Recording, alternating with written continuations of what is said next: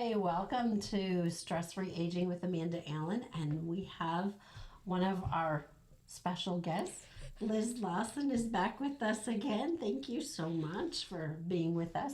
Today we're going to be talking about end-of-life medications. So my first question to you would be, what is the difference between chronic pain medications and end-of-life medications? So we can talk about maybe chronic pain first. Okay. So when someone is being treated for chronic pain, there's these centers in your brain. They're called mu centers. And in order for the pain medication to work, it has to saturate those mu centers. Chronic pain is a long-standing pain. And most people get treated. Back pains are a good example. Arthritis, sometimes people are on long-term pain medication for that. Your cancers, when it metastasizes to the bone, those can all be chronic, long-term pain medications. When a patient or a resident is admitted to hospice and we start managing the pain, we're going to continue with the medications that the physician has ordered for the chronic pain, but then we're going to use additional medications. They're called PRN medications. They're medications that we give when the chronic pain medication is no longer working. In other words, your pain is so severe that your chronic medication that you've been taking for years is not working. It's not saturating those mu centers in your brain. Okay. So PRN means as needed. As needed. And that's one of the things that the hospice nurse will go over with the family, the med passer at the facility, the patient, that when it's PRN, that means when I'm in pain, when I'm hurting, when I'm crying out, when I'm moaning, when you are touching me or turning me and I'm wincing, or I've got my hands and my fists are like this, those are all signs of pain. Okay. And so when patients and residents have that, then we need to look at, do we need something scheduled and ordered? So they're getting something around the clock. Okay. Or can we just do what we call the PRN, as needed medications? Okay. And hospice will usually start out with PRN medications. Okay. In other words, we want to see how much you're taking and how often you take it. You could just have a crisis where you're maybe only need it for a couple doses and you're fine. Okay. Or you could have pain that they're giving it to you every couple hours, every 4 hours, and it's multiple doses for multiple days. At that point, then we need to look and see what other medications do you need. The medication that we most usually use at the end of life for pain is morphine. Morphine. Okay. In this situation, one of the reasons why you wanted to do this show is so we can help educate families. Yeah. Because let's be honest, everyone that's going to be giving these doses of medication don't have a medical background. They don't understand what's going on. Many of them, they're already emotional because this is a loved one that they're dealing with. And Right. And they want to do something to help. Exactly. And they're afraid. Okay. Because these medications are scary. Okay. They're scary to anyone. Okay. So that's our job. I want to be here to educate so that when it comes time for you to medicate your loved one or to help the facility medicate your loved one, you have a knowledge in your arsenal that you can say, hey, I know what this med is for. This is what my mom needs. Okay. So let's go into one of the 3 medications that we're going to talk about and how it's distributed. Okay. So one of the medications that we use is morphine. And everybody who heard hospice, heard end of life, you always hear morphine. One of the biggest fallacies, morphine's going to kill them. No, it's not going to kill anybody. It doesn't, the dose that we use is not enough to kill anyone. Okay. Yes, morphine is an opioid. Are we worried about addiction? Not at the end of life. We are not worried about addiction. Okay. Our goal is to get that patient, that resident, that loved one comfortable. Now, morphine is used because it has several different properties to it. Okay. So we use it for pain. It is also a bronchodilator, which means when somebody starts breathing fast, we want to open the airways up Okay. so that they're getting more air with each breath. Okay. It also reduces the workload of the heart. So if I'm not breathing so hard, my heart isn't pumping so hard, I can now rest and be comfortable. Okay. The morphine that we use, it's morphine sulfate. Okay. It's a liquid concentrate. It's also called Roxanol. Okay. So some people call it Roxanol, some people call it morphine. It's the same medication. Okay. Okay? It's very concentrated. This is a full syringe of 1 ml. So 1 milliliter. So if this were a syringe, you would fill, this is one syringe, 1 ml. 1 ml is 20 milligrams. We're not even going close to that. Okay. Okay? When we're going to start dosing somebody with the morphine, we're going to use 0.25. So that's a quarter of an ml. It's like less than a teaspoon. Okay. It's 5 milligrams. So in the syringe, you get this little bitty syringe that comes with your meds. It's very small. You probably can't even see this dose. So I made this, I blew this up. So this here is that whole thing. And you're only going to give up to this 0.25 mLs. And we may start it out at every 4 hours. We may start it out at every 2 hours as needed. Yes, it's going to relax the patient. Yes, it might slow down the breathing, but that's the whole goal. Relax the heart. Let the heart pump efficiently. Open the airways up. Take care of the pain.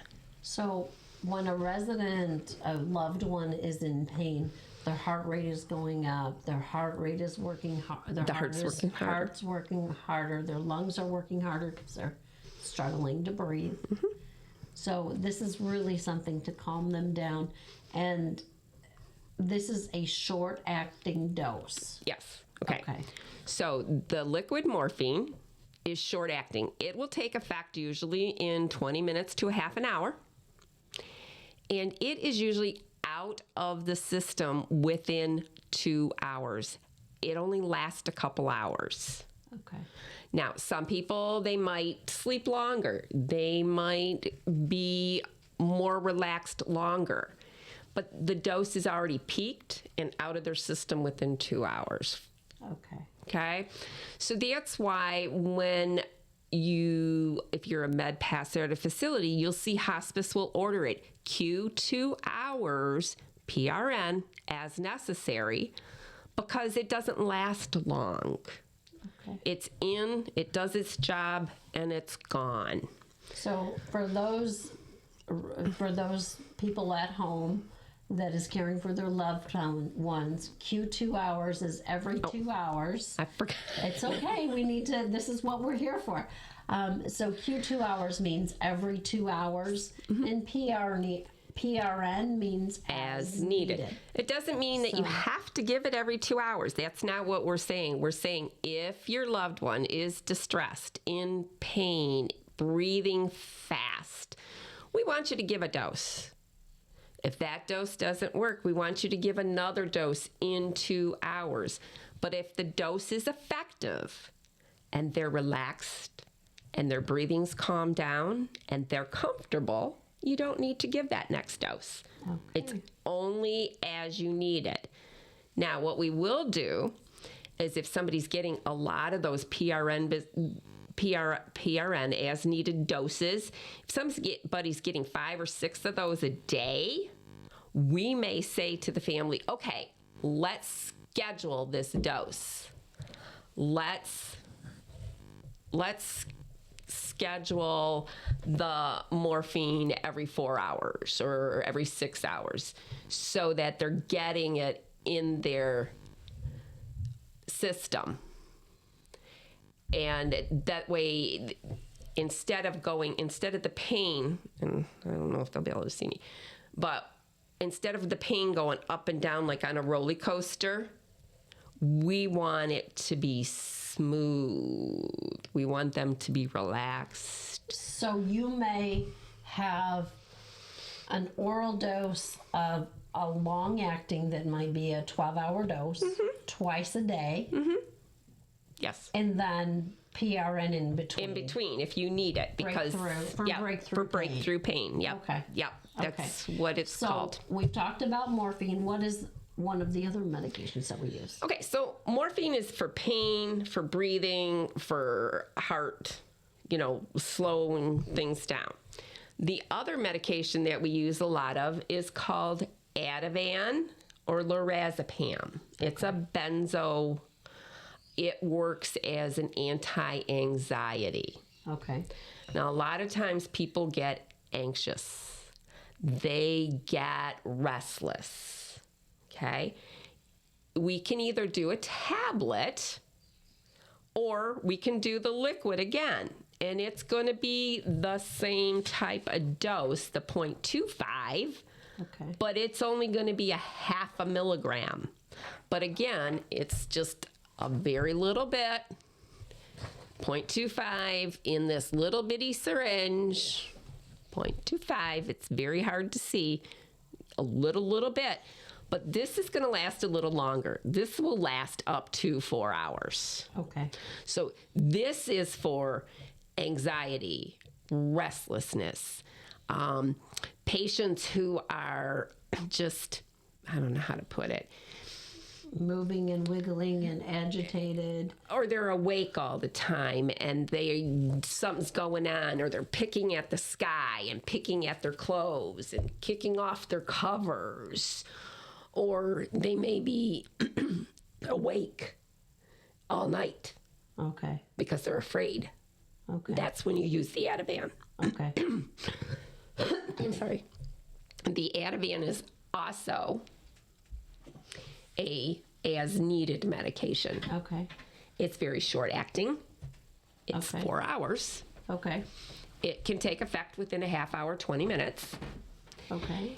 And again, we're going to watch how many of those as needed doses are you getting a day, because then maybe we need to get something long acting on board. Okay. But this is for somebody who's anxious, restless. It's called lorazepam or Ativan. It can come in a liquid or it can come in a tablet. Okay. And again, it's only the 0.25 mLs, very small amount. You just put it in the side of the mouth. Same thing with the morphine. You put it in the side of the mouth and it's done. They do not have to swallow. Okay. It will get absorbed in the oral mucosa. It'll get absorbed into the bloodstream through the oral mucosa, through the spit, basically. Okay. So the Ativan, restlessness, agitation, anxiety, fidgetiness, Okay. that kind of thing. Gotcha. And that's what you want the Ativan for.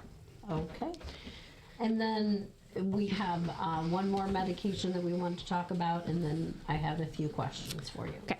So the other medication that we use is called Haldol or haloperidol.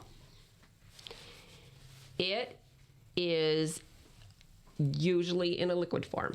Okay. It is a antipsychotic, yes, but it has other functions. Okay. You know when you watched One Flew Over the Cuckoo's Nest, and they were climbing off the walls. And the nurse was like trying to get everybody calm down. This is one of the meds they used. Okay.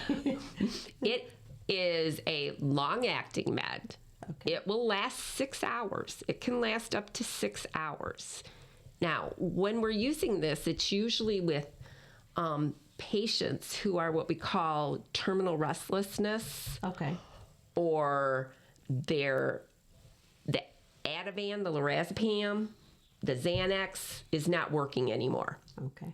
So now we need to bring in something a little stronger. That's the Haldol. It lasts a little longer. Again, it's a liquid.